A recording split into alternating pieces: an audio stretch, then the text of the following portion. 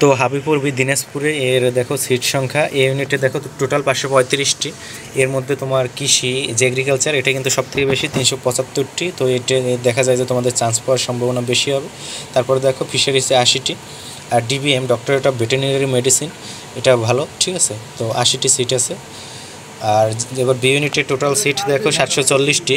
তো বি ইউনিটে তোমার প্রায়োরিটি পাবে সিএসসি প্রথমে, তারপর ত্রিপলি আর সিভিল ইঞ্জিনিয়ারিং, ঠিক আছে। এই দুটো ভালো সাবজেক্ট, এই দুটো প্রায়োরিটি দেওয়ার চেষ্টা করবা, ঠিক আছে।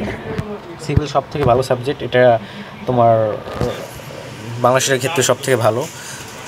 আর তারপরে দেখো আইসিই একটা আছে, ঠিক আছে, ওই যে ইসিই, তোমার ইসিই একটা আছে। তারপরে দেখো ইসির জন্য সিট 60টি করেই সবগুলোয়।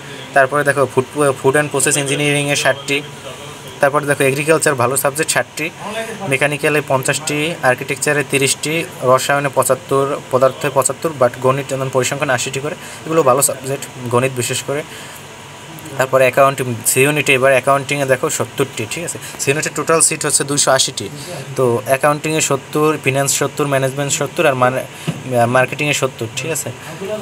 আর সোশ্যাল সায়েন্স অ্যান্ড হিউম্যানিটিসে দেখো ইংরেজিতে 70, অর্থনীতিতে 70, সমাজবিজ্ঞানে কত দেখো 60টি, আর ডেভেলপমেন্ট স্টাডিজে 40টি। ডি ইউনিটের টোটাল সিট 240টি, ঠিক আছে।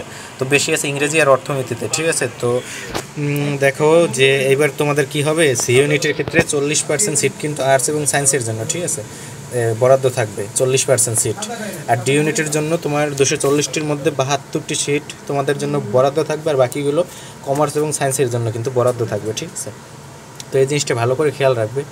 এই ইউনিটে সবথেকে সহজ হবে চান্স পাওয়া কৃষিতে, আর বি ইউনিটে তোমার সিট অনেক বেশি 740টি, ঠিক আছে। তো ভালো থাকবে সবাই, ধন্যবাদ সবাই।